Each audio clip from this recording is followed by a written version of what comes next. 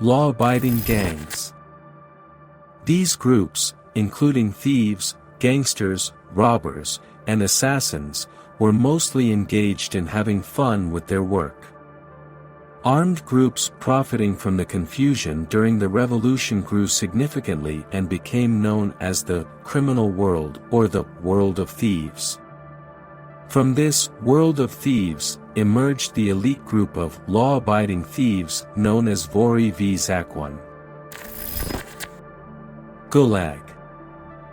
During Stalin's rule, although there were undoubtedly crimes, the dictator's iron fist made it impossible for organized crime to develop in Soviet society. In the 1930s, with the return of order to the country, they began sending thieves to labor camps. This established a large prison system called Gulag across the country. These prisons were not only built for street criminals but mainly housed political prisoners. Most prisoners were political opponents, intellectuals, party members, workers, and ordinary citizens who opposed Stalin's industrialization policies and forced sharing. By the end of the 1930s, the prison population in the Soviet Union reached 15 million people. The vast empire in this prison became the main breeding ground for the Vori V Zakone or secret brotherhoods. A group that was similar to the Sicilian Mafia and the Japanese Yakuza. Elite criminals. Vori V Zakone, which can also be translated as loyal criminals or criminals bound by law, were the elite class and the core circle of the larger criminal community. The criminals of this tier, known as Vory, differed from common thieves. They were members of a powerful mafia-like network within the criminal world. Not all thieves were admitted into this brotherhood. To be accepted into this organization, another Vor had to nominate a new member and the Vors had to vote for that new member. Skills such as leadership, personal strength, toughness, intelligence, and adaptability were considered important factors for acceptance. For professional criminals who aspired to join the Vory Brotherhood, being accepted was the highest possible honor. Vory follow their special laws. A Vor must abandon their father's family and have no family of their own, only the Brotherhood. A Vor is not allowed to work and must spend their lives only in criminal activities. A Vor must recruit young people into the Brotherhood and teach them the tricks of theft in new schemes. A Vor must limit their alcohol consumption and gambling. They should not get so drunk that they owe others money for gambling. A Vor must support other criminals morally and materially. A Vor must accept and enforce the punishments outlined in the thieves' laws. A Vor has no right to have any relations, including social activities, joining social organizations, fighting for them, serving in the army, or working in prisons. Vors also have special privileges of membership, a complex hierarchy system, a specialized language, and symbols related to their titles, voices, and gestures. Roots.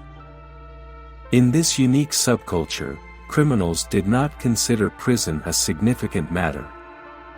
They saw prison as their primary home and considered the time they spent there as a source of a sign of pride. Long imprisonment provided an excellent environment for the growth of these associations and the spread of the mafia subculture. Many political prisoners who encountered Vory in prisons have described Vory behavior, codes, hierarchy, and language. They also mentioned that facing Vory was the most unpleasant experience they had in prison. The Brotherhood. When accepting a new member into the Brotherhood, they held a ceremony called crowning. In this ceremony, a Vor would swear an oath to the Brotherhood. The elders of the new Vor would warn them about the consequences of breaking their oath. During the initiation ceremony, they would also give the new Vor a nickname. Vory had customs and symbols regarding nicknames. Giving and receiving nicknames was not just a ceremonial matter, they signified a new life stage that the Vor went through upon entering the brotherhood. Receiving a nickname symbolized a complete commitment to the laws of the petty criminal lifestyle. A Vor respected the laws of thieves and always avoided activities in prisons. Refusal to work was a punishable offense under Soviet law. Vory preferred to endure this punishment, which consisted of being beaten and starved, or imprisoned in extremely cold cells, rather than working in prison. Established connections in prison helped Vory maintain ties with well-known groups of thieves called Kodla. These groups consisted of no more than 20 to 30 members, primarily experienced thieves with diverse specialties such as pocket-picking, theft, and car theft. Inside and outside the prison walls, professional killers were not allowed to join the brotherhood. They claimed that Vory had strict laws against murder. Thieves were expected to steal without causing bloodshed. Thieves were only allowed to kill someone who threatened their lives. The brotherhood advised not to resort to violence for economic gain. Apart from theft, thieves were allowed to make money through small scams.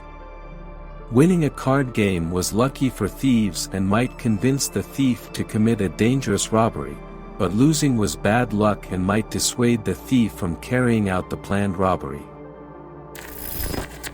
The thieves' law on women.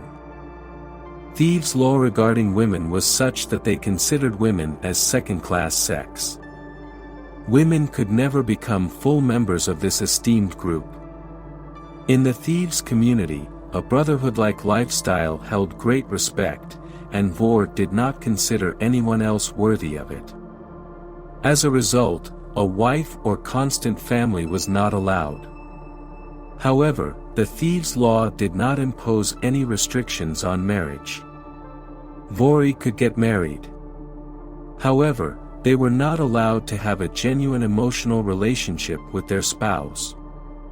A woman's role was not much different from that of a prostitute, as she lived to satisfy the needs of others.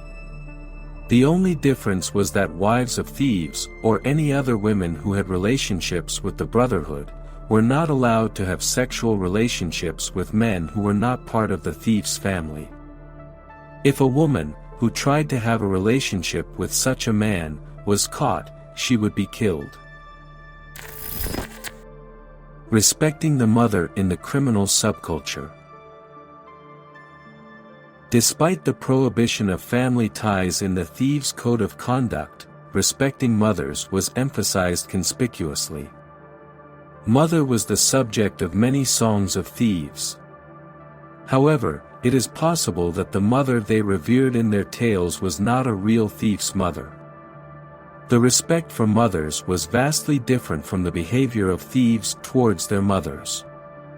This virtue likely emerged due to the influence of Russian traditions. Additionally, the mother they admired in their stories might have been nothing more than a form of glorification for the thieves' brotherhood. The thieves might have sanctified their rebirth within the thief's family. Tattoo. The Russian Mafia style has a complex tattoo system that forms a secret language that can only be understood by members of the secret fraternity. Symbols. Vor tries to maintain its monopoly on the use of certain symbols and designs in tattoos. Failure to use a Vor tattoo is a crime punishable by death. The punishment for fake tattoos is also death. Within Vory, the complex system of symbols transfers specific information about the owner of a thief's family, their rank, position, and connections. Tattoos may be voluntary to indicate one's rank and status, or compulsorily to mark delinquents whom the Vory despised. If a Vor fails to pay off his gambling debts or otherwise disobeys the thieves' code of conduct, he may experience forced tattooing. Punishment tattoos are usually done on the forehead to humiliate or warn others away from him. These tattoos sometimes included sexually explicit images to humiliate their owners. Power in prisons. Before the Great Patriotic War of 1941 to 1945, the prison authorities began to think about how to use the existence of Vori V Zakone against the enemies of the regime. In prisons, prison guards empowered thieves against political and ordinary inmates. Horrifying stories about life in prisons instilled fear in people about prison life and hindered political enemies from operating within the regime. Vory enjoyed a distinguished position in prisons. Military prisoners. With the start of World War II, conditions became unfavorable for Vory. Political figures who needed human resources in the frontline proposed freeing prisoners on the condition they joined the army. About 1 million prisoners were released and sent to the front. But fighting for the government was against the law of thieves. At the end of the war, many thieves were sent back to prisons to face the angry and vengeful hordes of thieves who were loyal to the thieves' creed and refused to serve the government. Those who had collaborated with political authorities were called hor or suki, meaning they were justified in being expelled from the brotherhood due to their betrayal. But the whores did not remain silent in front of this action of secret societies in prison. They created a group with a reformed creed. In this charter, some cooperation with political authorities was allowed. The conflict between the two groups, which became known as the War of the Whores, became very intense. Prison wardens supported the whores against Vory. The prison wardens supported the whores in various ways against Vory with the hope of using them to suppress Vory. The whores who had served in the army and were familiar with weapons had no fear of being involved in violent acts. The prison authorities helped the warring groups place soldiers in a building and only allowed the whores to carry weapons during confrontations. They also identified any Vor who wanted to hide their identity by showing off the brutality of the prisoners. The whores easily gained superiority over Vory during the war.